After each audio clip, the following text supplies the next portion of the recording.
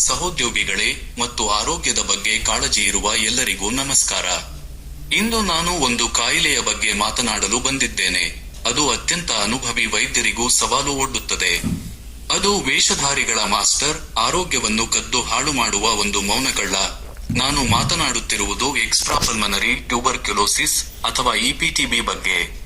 TB ಅಂದರೆ ನಮಗೆಲ್ಲ ತೀವ್ರವಾದ ಕೆಮ್ಮು ಮತ್ತು ಶ್ವಾಸಕೋಶದ ಕಾಯಿಲೆ ನೆನಪಾಗುತ್ತದೆ. ಇದು ಸಾಮಾನ್ಯ ರೂಪವಾದರೂ ಟಿಬಿ ಒಂದು ದೊಡ್ಡ ವೇಷಧಾರಿ ಎನ್ನುವುದೇ ಸತ್ಯ.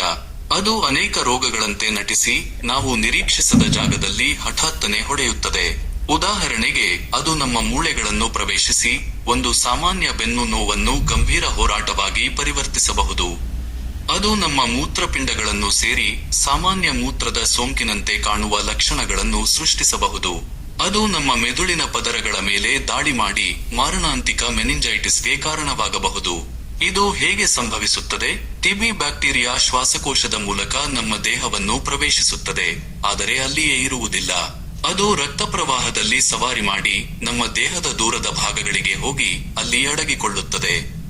ಇದು ವರ್ಷಗಳ ಕಾಲ ಸುಪ್ತವಾಗಿರಬಹುದು, ಒಂದು ಬಾಂಬ್ನಂತೆ. ನಮ್ಮ ರೋಗನಿರೋಧಕ ಶಕ್ತಿ ದುರ್ಬಲಗೊಂಡಾಗ ಮಾತ್ರ ಅದು ಸಕ್ರಿಯವಾಗುತ್ತದೆ. ಇದೇ ಕಾರಣಕ್ಕೆ ಇಪಿಟಿಬಿ ಹೆಚ್ಚಾಗಿ ವೃದ್ಧರು, ಚಿಕ್ಕ ಮಕ್ಕಳು ಮತ್ತು ರೋಗನಿರೋಧಕ ಶಕ್ತಿ ಕಡಿಮೆ ಇರುವವರ ಮೇಲೆ ಪರಿಣಾಮ ಬೀರುತ್ತದೆ. ಇಲ್ಲಿ ಅತಿ ಮುಖ್ಯವಾದ ವಿಷಯವಿದೆ. ಈ ಮಹಾನ್ ವೇಷಧಾರಿ ಬೇರೆಯವರಿಗೆ ಸುಲಭವಾಗಿ ಹರಡುವುದಿಲ್ಲ. ಶ್ವಾಸಕೋಶದ ಟಿಬಿಗಿಂತ ಭಿನ್ನವಾಗಿ ಇಪಿಟಿಬಿ ಬಹುತೇಕ ಸಾಂಕ್ರಾಮಿಕವಲ್ಲ. ಮೂಳೆ ಅಥವಾ ಮೂತ್ರಪಿಂಡದ ಟಿಬಿ ಇರುವ ವ್ಯಕ್ತಿ ಕೆಮ್ಮುವ ಮೂಲಕ ರೋಗ ಹರಡಲು ಸಾಧ್ಯವಿಲ್ಲ.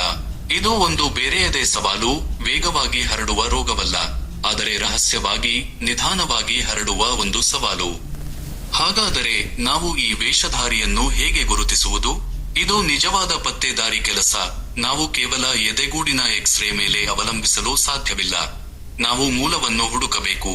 ಊದಿಕೊಂಡ ಕೀಲಿನಿಂದ ದ್ರವವನ್ನು ಅಥವಾ ದುಗ್ಧರಸ ಗ್ರಂಥಿಯಿಂದ ಬಯಾಪ್ಸಿಯನ್ನು ಸಂಗ್ರಹಿಸಬೇಕು. ನಂತರ ಟಿಬಿ ಬ್ಯಾಕ್ಟೀರಿಯಾದ ಡಿಎನ್ಎ ಪತ್ತೆ ಹಚ್ಚಲು ನಾವು ಅತ್ಯಾಧುನಿಕ ತಂತ್ರಜ್ಞಾನವನ್ನು ಬಳಸಬೇಕು. ಈ ಪ್ರಕ್ರಿಯೆ ನಿಧಾನ ಮತ್ತು ಜಾಗರೂಕತೆಯನ್ನು ಬೇಡುತ್ತದೆ. ಆದರೆ ಒಮ್ಮೆ ನಾವು ಅದನ್ನು ಗುರುತಿಸಿದ ನಂತರ, ಚಿಕಿತ್ಸೆಯು ಒಂದು ಮ್ಯಾರಥಾನ್ನಂತೆ. ನಾವು ಅನೇಕ ತಿಂಗಳುಗಳವರೆಗೆ ಶಕ್ತಿಶಾಲಿ ಆಂಟಿಬಯಾಟಿಕ್ಸ್ಗಳನ್ನು ತೆಗೆದುಕೊಳ್ಳಬೇಕಾಗುತ್ತದೆ. ಇಲ್ಲಿ ಸಮುದಾಯದ ಪಾತ್ರ ಬಹಳ ಮುಖ್ಯ. ಚಿಕಿತ್ಸೆ ದೀರ್ಘವಾಗಿರುತ್ತದೆ ಮತ್ತು ಕಷ್ಟಕರವಾಗಬಹುದು. ರೋಗಿಗಳಿಗೆ ಅವರ ಚಿಕಿತ್ಸೆಯ ಪೂರ್ಣ ಕೋರ್ಸ್ ಅನ್ನು ಮುಗಿಸಲು ನಮ್ಮ ಬೆಂಬಲ, ಪ್ರೋತ್ಸಾಹ ಮತ್ತು ತಿಳುವಳಿಕೆ ಬೇಕು. ಏಕೆಂದರೆ ಅರ್ಧದಲ್ಲಿಯೇ ಚಿಕಿತ್ಸೆ ನಿಲ್ಲಿಸಿದರೆ ಈ ಮಹಾನ್ ವೇಷಧಾರಿ ಹಿಂದಿರುಗಬಹುದು, ಮೊದಲಿಗಿಂತ ಬಲಶಾಲಿ ಮತ್ತು ಹೆಚ್ಚು ಪ್ರತಿರೋಧಕನಾಗಿ. ಎಕ್ಸ್ಟ್ರಾಪಲ್ಮನರಿ ಟಿಬಿ ಒಂದು ಸವಾಲು, ಆದರೆ ಇದು ಅಜೇಯ ಶತ್ರುವಲ್ಲ. ಇದು ನಮ್ಮ ದೇಹದ ಸಂಕೀರ್ಣತೆಯನ್ನು ಮತ್ತು ರೋಗಗಳು ಯಾವಾಗಲೂ ನಿಯಮಗಳನ್ನು ಅನುಸರಿಸುವುದಿಲ್ಲ ಎಂಬುದನ್ನು ನೆನಪಿಸುತ್ತದೆ. ಜಾಗರೂಕರಾಗಿ, ಎಚ್ಚರಿಕೆಯಿಂದ ಮತ್ತು ರೋಗಿಗಳ ಬೆಂಬಲದ ಮೂಲಕ ನಾವು ಈ ಮಹಾನ್ ವೇಷಧಾರಿಯನ್ನು ಅದು ಏನಿದೆಯೋ ಹಾಗೆಯೇ ಬಯಲಿಗೆ ತರಬಹುದು. ಒಂದು ಗುಣಪಡಿಸಬಹುದಾದ ರೋಗ. ಧನ್ಯವಾದಗಳು.